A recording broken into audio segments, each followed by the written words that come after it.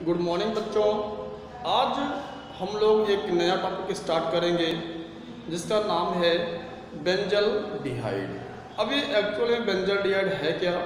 Benzyl डिहाइड aromatic aldehyde होता है। अब ये कहा जाए कि एरोमेटिक एल्डिहाइड क्या होते हैं तो हम ये कहेंगे कि जब CHO समूह बेंजीन रिंग के साथ जुड़ा होता है तो इसे हम एरोमेटिक एल्डिहाइड कहते हैं। ठीक है। अब ये बेंजीन रिंग क्या होते हैं? बेंजीन के रिंग ऑलरेडी क्या होते हैं? एरोमेटिक यौगिक होते हैं, क्योंकि एरोमेटिक यौगिक वो होते हैं जिसमें 6 कार्बन की बंद श्रृंखला होती है और प्रत्येक कार्बन एकांतर क्रम से सिंगल बॉन्ड डबल बॉन्ड इस प्रकार से जुड़े होते हैं। तो यहाँ पे एरोमेटिक एल्डिहाइड में है क्या कि जब CHO समूह बेंजीन रिंग के साथ जुड़ा होता है तो उसे हम कहते हैं क्या? एरोमेटिक एल्डिहाइड कहते हैं। तो स्टूडेंट्स हमारा यही टॉपिक है। एरोमेटिक एल्डिहाइड के अंतर्गत जो स्पीसीज है वो है बेंजल डिहाइड। तो देखिए बेंजल डिहाइड में क्या है कि ये बेंजीन की रिंग है, इस बेंजीन के रिंग के साथ एक क्रियात्मक समूह के रूप में क्या है? CHO समूह है। इसका नाम क्या है? इसका नाम होता है बेंजल डिहाइड। बेंजल डिहाइड। अब यहाँ पे इस बेंजल डिहाइड को हम इस रूप में भी लिख सकते हैं C6H5 CHO। तो ध्यान देना स्टूडेंट्स, एल्डिहाइड क्यों है? क्योंकि इसमें क्रियात्मक समूह के रूप में क्या है? क्रियात्मक समूह के रूप में CHO समूह उपस्थित है, इसलिए इसे हम कहते हैं क्या? एल्डिहाइड। लेकिन यह किस रिंग के साथ है? बेंजीन के रिंग के साथ है, तो इसलिए ये क्या होगा? इसका नाम बेंजल डिहाइड। अब चले इस पर बात करते हैं। मैं एक बार और इसका इंट्रोडक्शन दे देता हूँ। Aromatic aldehyde. एरोमेटिक एल्डिहाइड क्या होते हैं? जब CHO समूह बेंजीन के रिंग के साथ जुड़ा होता है इसे हम एरोमेटिक एल्डिहाइड कहते हैं। यहाँ पे बेंजल डिहाइड, ये बेंजल डिहाइड पाया कहाँ पे जाता है? बेंजल डिहाइड इमैग्डालिन ग्लूकोसाइड में पाया जाता है जो कड़वे बादाम में उपस्थित होता है, इसलिए बेंजल डिहाइड को हम क्या कहते हैं? कड़वे बादाम का तेल। क्या कहते हैं? कड़वे बादाम का तेल भी कहते हैं। क्या कहते हैं? बेंजल डिहाइड को कड़वे बादाम का तेल कहते हैं।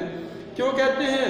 क्योंकि ये जो बेंजल डिहाइड किसमें पाया गया? इमैग्डालिन ग्लूकोसाइड में पाया गया और ये इमैग्डालिन ग्लूकोसाइड कड़वे बादाम में उपस्थित होता है, इसलिए बेंजल डिहाइड को हम कड़वे बादाम का तेल भी कहते हैं। अब आगे देखें, एक एंजाइम है इमल्सिन एंजाइम।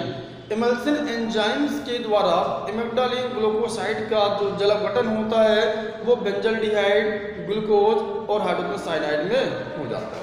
तो कैसे होगा आप लोग ध्यान देना। जो इमैग्डालिन ग्लूकोसाइड है C20H27O11N, इसका जल अपघटन मीन्स क्या? जल के साथ अभिक्रिया होनी है और इसकी अभिक्रिया किसकी उपस्थिति में? Emulsion enzyme. ये क्या है? Emulsion enzyme. तो इमल्सिन एंजाइम की उपस्थिति में इमैग्डालिन ग्लूकोसाइड का जल अपघटन बेंजल डिहाइड यानी कि C6H5 CHO और प्लस C6H12O6 और प्लस क्या? HCl हाइड्रोजन साइनाइड में इसका जल अपघटन हो जाता है।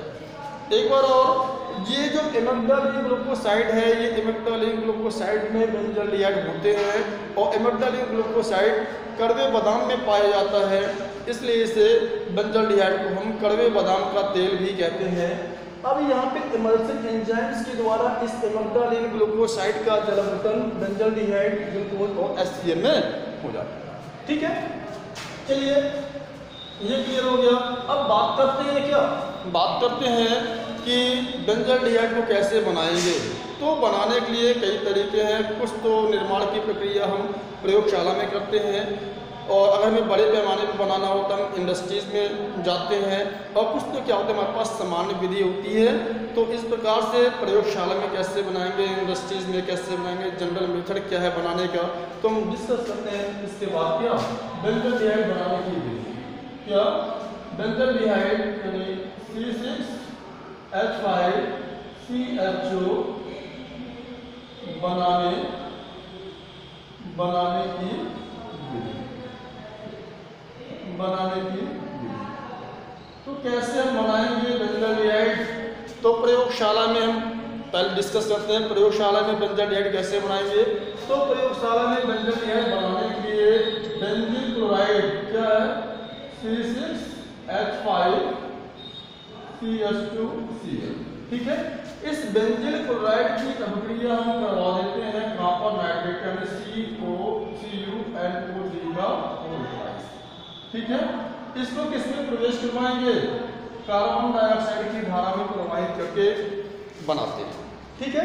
तो बेंजील क्लोराइड की अभिक्रिया कॉपर नाइट्रेट के विलयन के साथ कराते हैं और इस विलयन को हम कार्बन डाइऑक्साइड की धारा में प्रवेश करवाते हैं। तो अभिक्रिया के पश्चात जब ये बेंजील क्लोराइड और कॉपर नाइट्रेट के सॉल्यूशंस आपस में अभिक्रिया करेंगे तो अभिक्रिया के पश्चात क्या बनाएगा, तो बनाएगा ये बेंजल्डिहाइड C6H5CHO और प्लस ये कॉपर है क्लोरीन है, क्या बना लेगा CuCl2 ट्रिपल क्लोराइड और प्लस या HNO2 नाइट्रस अम्ल भी बना लेंगे। अब यहाँ पे क्वेश्चन है कि यहाँ पे कार्बन डाइऑक्साइड क्यों यूज किया गया, तो कार्बन डाइऑक्साइड का फंक्शन यही होता है, कार्बन डाइऑक्साइड का कार्य यही होता है कि अभिक्रिया में जो बने हुए जो नाइट्रोजन की ऑक्साइड हैं तो ये कार्बन डाइऑक्साइड उस नाइट्रोजन के ऑक्साइड को निष्कासित कर दे, बाहर निकाल दे। इसको पहले बैलेंस करें, 2 क्लोरीन यहाँ पे 2 लिख दिया, फिर यहाँ पे 2 लिख दिया और इस प्रकार से यहाँ पे 2 नाइट्रोजन है, 2 नाइट्रोजन यहाँ पे यूज कर लेते हैं, ठीक है।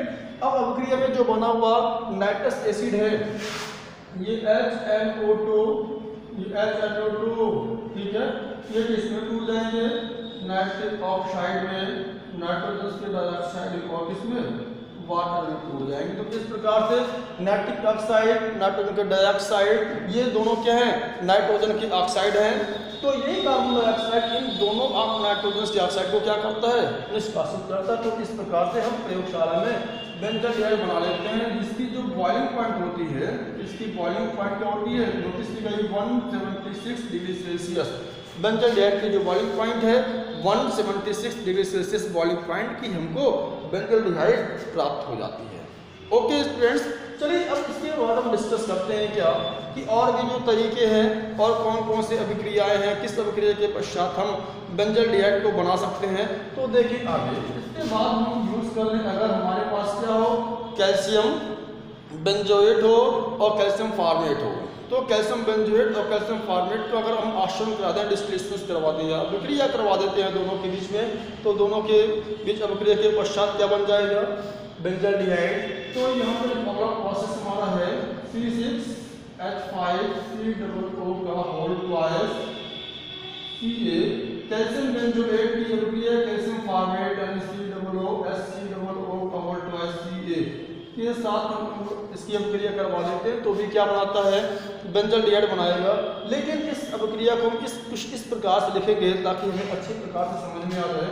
तो C6H5 को 2 टाइम है C6H5COO यहाँ पे C अटैच है, फिर क्या C6H5COO, ओके।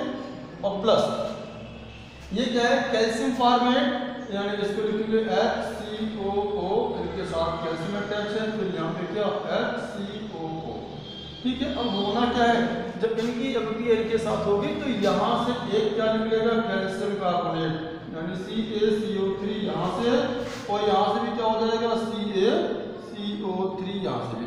तो कैल्शियम कार्बन के कितने मॉलिक्यूल हो गए 2 मॉलिक्यूल निकल चुके हैं यहाँ से। अब यहाँ पे जो शेष बच रहा है क्या देखो C6H5CHO एक मॉलिक्यूल फिर C6H5CHO यानी कि बेंजल्डिहाइड के कितने मॉलिक्यूल 2 C6H5CHO ये हो गया और प्लस क्या कैल्शियम कार्बोनेट के कितने मॉलिक्यूल CaCO3 कैल्शियम कार्बोनेट के 2 मॉलिक्यूल बन जाते हैं। तो इस प्रकार से मित्रों हम क्या कर सकते हैं बेंजल्डिहाइड बना सकते हैं। एक तो हम इसका प्रयोग कर यहाँ से स्टार्ट कर सकते हैं मैग्नीशियम ग्लूकोसाइड का जलावटन करने के द्वारा भी बेंजल्डिहाइड बन जाएगा, या बेंजल क्लोराइड का हम अभिक्रिया करवा दें कॉपर नाइट्रेट के विलयन के साथ तो भी बेंजल्डिहाइड बन जाएगा।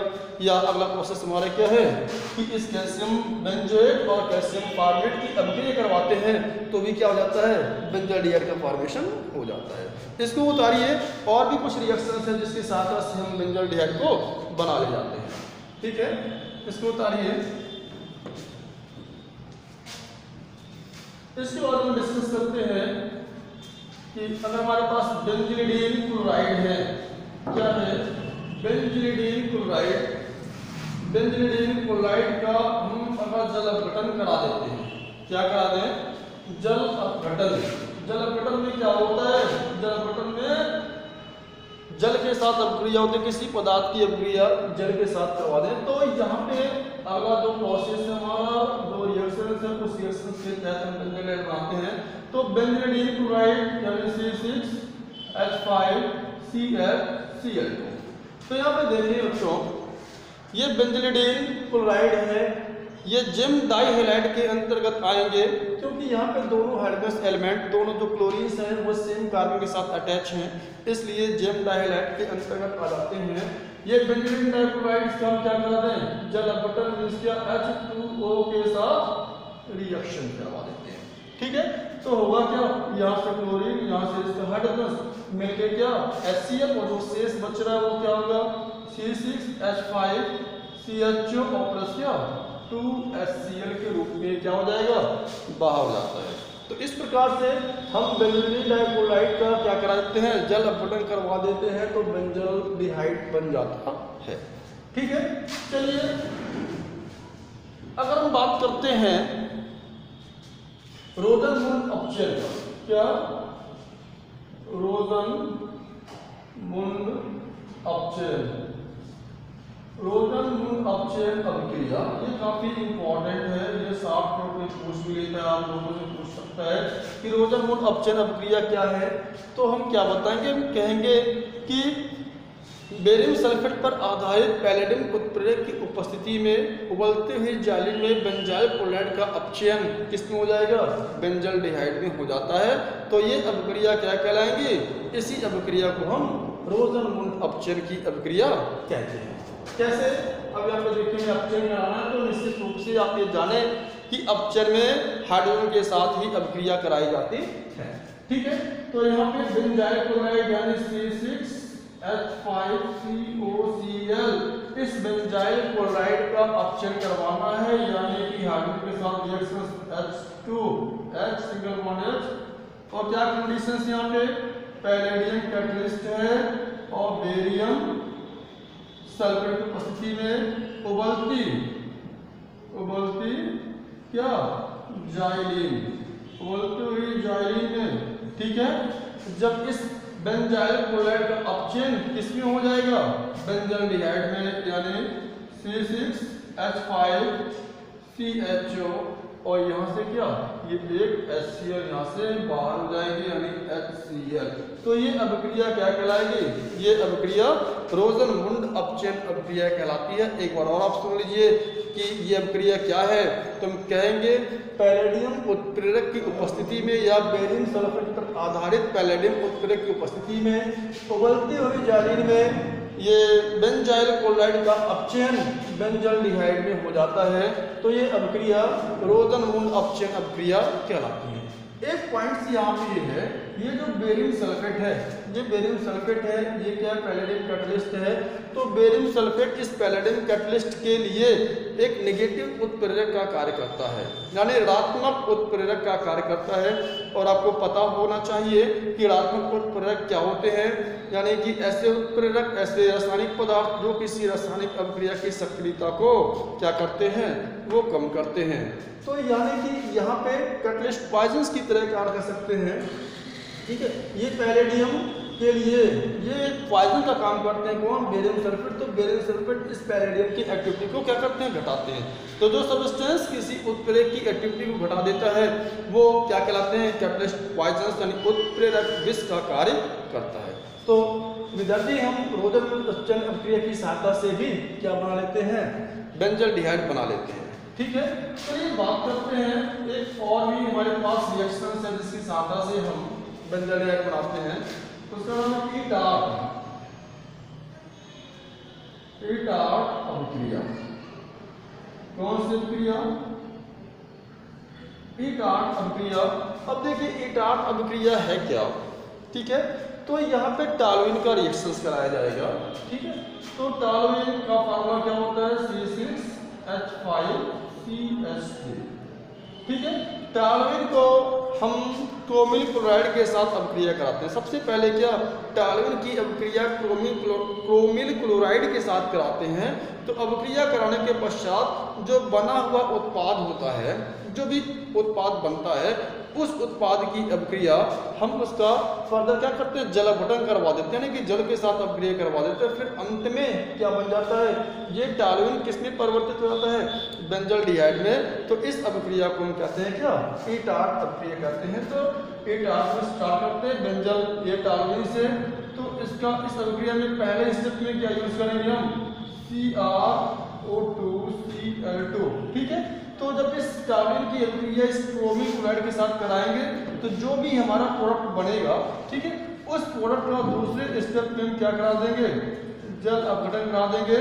और जिसके पश्चात ये क्या बना लेगा, C6H5CHO का ये फॉर्मेशन कर लेते हैं। मेरी बात समझ रहे हैं आप। तो इस प्रकार से टॉलुइन किसमें चेंज हो गया, बेंजल्डिहाइड में। कैसे चेंज हुआ कि जब इस टॉलुइन की अभिक्रिया क्रोमिल क्लोराइड के साथ कराएं, जो बना हुआ उत्पाद है उसका जल अपघटन किया जाता है तो बेंजल्डिहाइड बना लेता है। तो ये अभिक्रिया क्या कहलाएगी, ये अभिक्रिया कहलाती है क्या, ईटार्ट अभिक्रिया कहलाती है, ठीक है। तो चलिए इसके बाद और रिएक्शन देखा जाए, गाटरमान कोख अभिक्रिया। कौन सा अभिक्रिया, गाटरमान को एल्डिहाइड, गाटरमान को एल्डिहाइड अभिक्रिया। ये भी अभिक्रिया इंपॉर्टेंट है, शॉर्ट नोट में पूछा जा सकता है कि गाटरमान को एल्डिहाइड अभिक्रिया क्या है। ये भी इंपॉर्टेंट है, एक आरत पे इंपॉर्टेंट है और ये अभिक्रिया क्या है, इंपॉर्टेंट है। ये अभिक्रिया इंपॉर्टेंट इसलिए है कि आपके एग्जामिनेशन में शॉर्ट नोट के रूप में, संक्षिप्त नोट के रूप में पूछा जा सकता है कि गाटरमान को एल्डिहाइड अभिक्रिया किसे कहते हैं। तो नो डाउट आप यहाँ पे कह सकते हैं कि निर्जल एल्युमिनियम क्लोराइड की उपस्थिति में जब बेंजीन की अभिक्रिया हम करवाते हैं कार्बन मोनोऑक्साइड के साथ, ठीक है, तो वो किसमें चेंज हो जाएगा, बेंजल्डिहाइड में परिवर्तित हो जाता है। तो इस अभिक्रिया को गाटरमान को एल्डिहाइड अभिक्रिया कहते हैं। तो यहाँ पे ध्यान दें, जो बेंजीन है C6H6 की अभिक्रिया CO और प्लस के HCl के साथ कराते हैं। तो इस अभिक्रिया को हम अगर ऐसे लिखें, ऐसे समझें कि C6H6 को लिख सकते हैं कैसे, C6H5H। क्यों भाई, C6H6 को C6H5H और प्लस क्या CO प्लस क्या HCl, और यहाँ पे क्या निर्जल, क्या निर्जल AlCl3 की उपस्थिति में तो क्या होगा, ये C6H5CHO क्या बन गया, बेंजल्डिहाइड C6H5CHO और प्लस क्या HCl, ये उसी रूप में बाहर निकल जाते हैं। तो ये क्या हो गया, ये हो गया गाटरमान को एल्डिहाइड अभिक्रिया हो गया, ठीक है। तो यहाँ पे 3 रिएक्शंस दिख रहे हैं यहाँ पे इस व्हाइट बोर्ड पर। गाटरमान को एल्डिहाइड अभिक्रिया क्या है, तो निर्जल एल्युमिनियम क्लोराइड की उपस्थिति में बेंजीन की अभिक्रिया हम CO और HCl के साथ कराते हैं तो बेंजल्डिहाइड बनता है। तो इस प्रकार की अभिक्रिया को हम गाटरमान को एल्डिहाइड अभिक्रिया कहते हैं। इसके बाद रोजरमूड अपचयन की अभिक्रिया की बात करते हैं। तुम कह सकते हैं कि बेरियम सल्फर पर आधारित पैलेडियम उत्प्रेरक की उपस्थिति में उबलती हुई जाली में बेंजाइल क्लोराइड का जो ऑक्सीकरण, ये बेंजाइल क्लोराइड का जो अपचयन होता है वो किस में हो जाएगा, बेंजल्डिहाइड में हो जाता है। ये अभिक्रिया क्या कहलाएगी, रोजरमूड अपचयन अभिक्रिया कहलाती है। इसके बाद हम बात करते हैं ईटार्ट अभिक्रिया की। तो ईटार्ट अभिक्रिया है क्या, तो यहाँ बताया गया कि जब टॉलुइन की अभिक्रिया हम पहले स्टेप में क्रोमिल क्लोराइड के साथ कराते हैं और उसके पश्चात जो बना हुआ यौगिक होता है उसका हम जल अपघटन कराते हैं। जल अपघटन कराने के पश्चात ये किसमें परिवर्तित हो जाता है, टॉलुइन में परिवर्तित हो जाता है। तो हम इस अभिक्रिया को कहते हैं क्या, ईटार्ट अभिक्रिया कहते हैं, ठीक है। तो ये हो गया। इसके बाद स्टूडेंट्स अगर हम इसके ऑक्सीडेशन की बात कर लेते हैं, इसके बेंजीन अल्कोहल के ऑक्सीडेशन की बात कर लें, ऑक्सीडेशन C6H5CH2OH, ठीक है। इसके ऑक्सीडेशन की बात कर लें, ऑक्सीडेशन में क्या होगा, ऑक्सीजन के साथ अभिक्रिया होगी और यहाँ पे क्या MnO2 और प्लस H2SO4 और टेम्परेचर मानते हैं कितना 40 डिग्री सेल्सियस। कितना टेम्परेचर 40 डिग्री सेल्सियस।